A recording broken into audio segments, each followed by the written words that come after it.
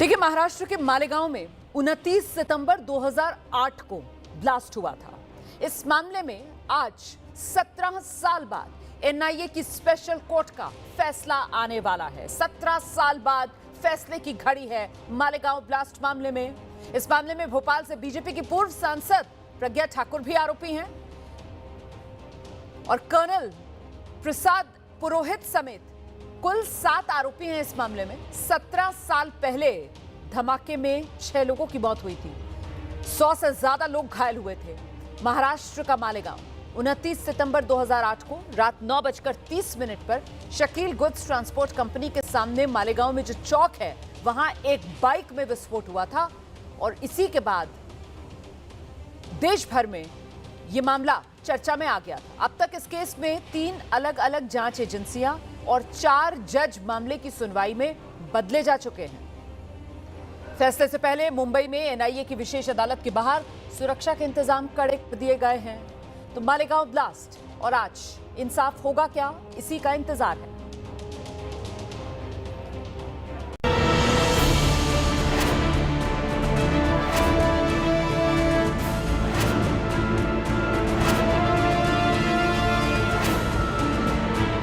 सत्रह साल के लंबे इंतजार के बाद 2008 मालेगांव ब्लास्ट केस में फैसला आने वाला है।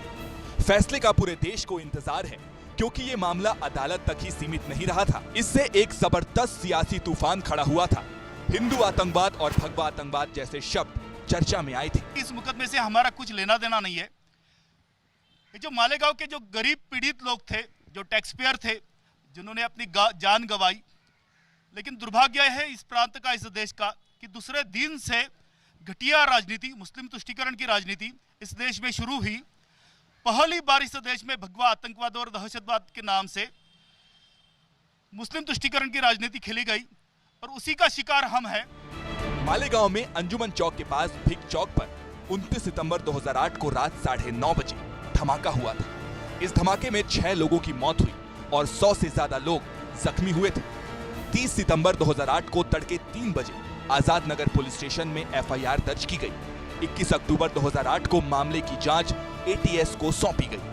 धमाके के आरोप में पूर्व बीजेपी सांसद Sadhvi Pragya Singh Thakur, retired lieutenant colonel Prasad Purohit, retired major Ramesh Shivaji Upadhyay, Ajay Rahirkar, Sudhakar Dwivedi, Sudhakar Chaturvedi और समीर शरद कुलकर्णी समेत 12 लोगों को गिरफ्तार किया गया। लेकिन मुकदमा शुरू होने से पहले अदालत ने बाकी 5 को बरी कर दिया। मालेगांव में धमाका एक एलएमएल फ्रीडम बाइक में हुआ था।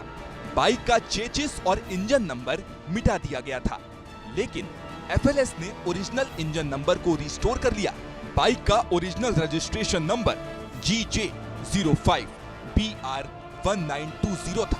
ये नंबर गुजरात के सूरत का था और बाइक साध्वी प्रज्ञा सिंह ठाकुर के नाम थी। पुलिस को मौके से आरडीएक्स और अमोनियम नाइट्रेट भी मिला था। साध्वी प्रज्ञा सिंह ठाकुर पर हथियार और वाहन उपलब्ध कराने, रिटायर्ड लेफ्टिनेंट कर्नल पुरोहित पर विस्फोटकों की व्यवस्था कराने, रिटायर्ड मेजर रमेश उपाध्याय बम धमाके की योजना बनाने, अजय राहिरकर पर बम धमाके के लिए पैसे इकट्ठा करने, सुधाकर द्विवेदी धार्मिक चीजों का इस्तेमाल कर साजिशकर्ताओं को प्रेरित करने, सुधाकर चतुर्वेदी के घर से साजिश में शामिल हथियार मिलने और समीर कुलकर्णी पर बम बनाने की सामग्री जुटाने का आरोप लगा। पहले दिन से अभियोजन पक्ष को, एटीएस को, तत्कालीन यूपीए गवर्नमेंट को पता था कि हम निर्दोष है करके। मैंने पहले दिन से कोई वकील नहीं दिया। मैंने सन्माननीय न्यायालय को आश्वस्त किया कि हमारा देश है, हमारी व्यवस्था है, हम पुलिस को कोऑपरेट करने के लिए तैयार है। इसलिए पहले दिन नो ऑब्जेक्शन दिया, नार्को के लिए, ब्रेन मैपिंग टेस्ट के लिए, पॉलीग्राफ टेस्ट के लिए, और उसका रिपोर्ट भी, अगर उसमें हम निर्दोष थे तो भी उसका रिपोर्ट माननीय न्यायालय में सबमिट नहीं किया अभियोजन पक्ष ने। महाराष्ट्र एटीएस ने 2009 में आईपीसी, मकोका, यूएपीए और विस्फोटक पदार्थ अधिनियम के तहत 4528 पेज की चार्जशीट दायर की। हालांकि 31 जुलाई 2009 को मकोका के आरोप हटा दिए गए, लेकिन 19 जुलाई 2010 में बॉम्बे हाई कोर्ट ने मकोका के आरोपों को बहाल कर दिया।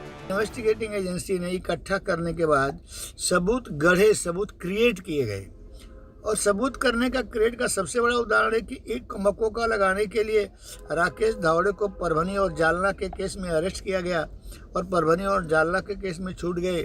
और बाद में कोर्ट में जब चार्ज फ्रेम हुआ तो कोर्ट ने सबके खिलाफ मकोका हटा दिया, क्योंकि एनआईए ने तपास में बताया कि धावड़े को परभनी और जालना के केस में केवल मकोका लगाने के लिए अरेस्ट हुआ था। एनआईए ने 2016 में सप्लीमेंट्री चार्जशीट दायर की, जिसमें उसने प्रज्ञा ठाकुर को बरी कर दिया, लेकिन दिसंबर 2017 जज ने इसे खारिज कर दिया। जज ने माना उनके खिलाफ मुकदमा चलाने के पर्याप्त सबूत हैं। इस बीच 2017 में सभी आरोपियों को जमानत मिल गई। 30 अक्टूबर 2018 को सातों के खिलाफ आरोप तय किए गए। अभियोजन पक्ष ने 223 गवाह पेश किए, जिनमें से 34 गवाह मुकर गए। चार्जशीट में शामिल 30 से अधिक गवाहों की कोर्ट में गवाही देने से पहले मौत हो गई। अंतिम सुनवाई सितंबर 2023 में पूरी हुई और अब 17 साल बाद कोर्ट का फैसला आने वाला है। जो भी एविडेंस था कोर्ट के सामने वो हमने पेश किया है और हमको उम्मीद है कि उसके आधार पे एक अच्छा रिजल्ट आ जाएगा, जिसके लिए जो व्यक्ति मर गए हैं उनको न्याय मिलेगा। सर